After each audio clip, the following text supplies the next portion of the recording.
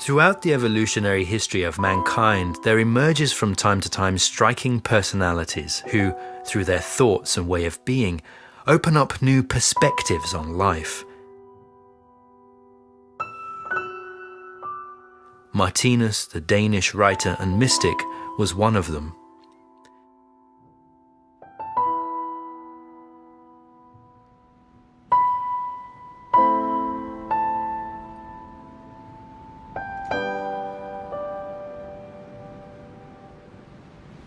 Perhaps you have asked yourself many times, who am I?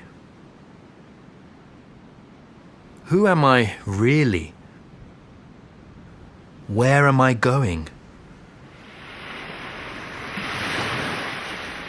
We humans seek answers. We have found many answers in natural science. Yet science falls short when it comes to explaining the depths of the mind. Despondency, sorrow, intuition, love and longing.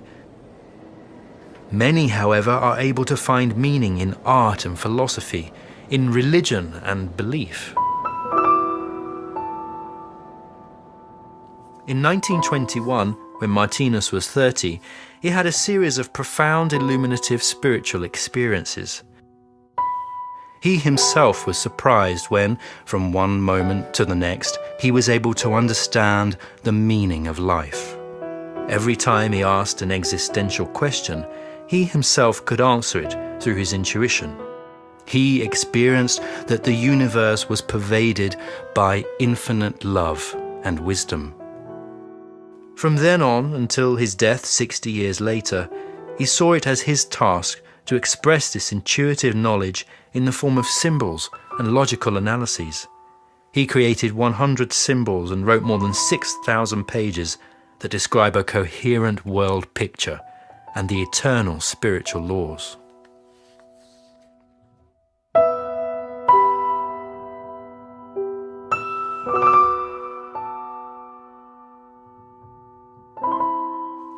What was it then that Martinus gained insight into, and what can we use it for? Og det drejer sig jo om at se, hvad det er, der fjerner menneskene fra alle de mange mørke tilstande, de befinder sig i. Hvorfor fører menneskene krig, for eksempel?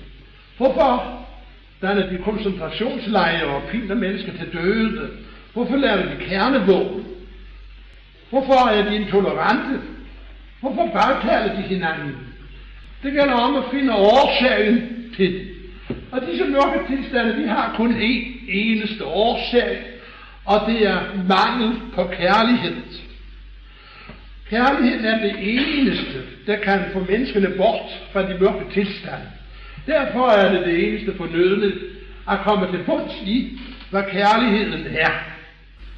The world is full of war, violence and intolerance, and most people look after their own interests.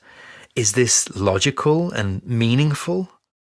Fundamentally, yes, answers Martinus, whose analyses present an optimistic world picture in which the necessity of the darkness and suffering in the world is explained.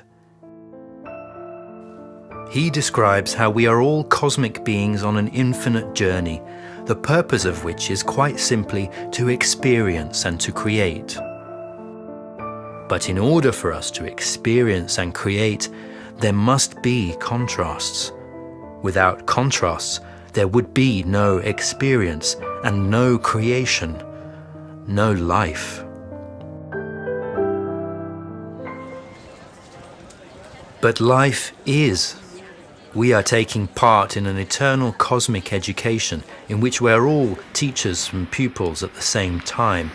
The teaching consists of experiences of pleasantness, light and joy which attract us, and unpleasantness, darkness and suffering which repel us.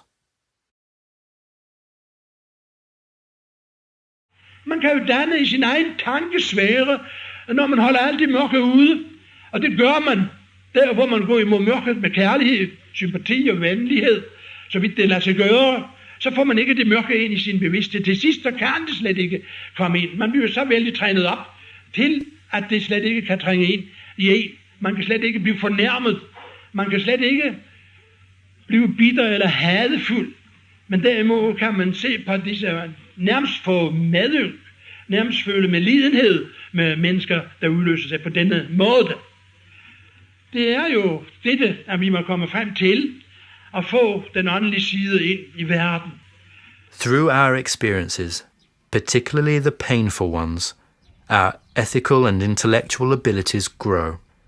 All of us, without exception, through rebirth and many lives, will become moral geniuses, radiant beings that emanate only humaneness and neighborly love.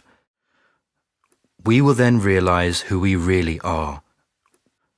That on the one hand we are participants in a vast drama full of contrasts in order to experience and create. And on the other hand, behind all the experiences, we are unchangeable, eternal beings. We realize that darkness and suffering are simply camouflaged love, and that death does not exist. Everything is life, and we are at one with everything. We can say that the I experiences itself in the created. Martinus therefore begins his main work, Livets, the Book of Life, as follows. Every living being that comes into the world, regardless of whether it belongs to the community of beings we call terrestrial mankind, or whether it belongs to those forms of life that manifest themselves through what we are accustomed to recognizing as animals, plants and minerals, is without exception subject to the experience of life. Et hvert levende væsen, der kommer til verden, ligegyldigt hvad enten det hører ind under det væsenssamfund, Gemeinschaft angehört, die wir die Erdenmenschheit nennen, oder den Lebens que se manifiestan por medio de lo que estamos acostumbrados a percibir como les animaux, les plantes et les minéraux sont tous, sans exception, sujets à l'expérience de la vie. Despite his extraordinary insight, Martinus emphasizes that he is not in any way better than those who have gone before or will come after him. He does not favor or discriminate against people, schools of thought, or religions. He does not call his work a religion or a faith, but a spiritual science or cosmology. Martinus does not therefore encourage people to blindly accept what he says, but rather verify his analyses in their daily lives and see if they are true.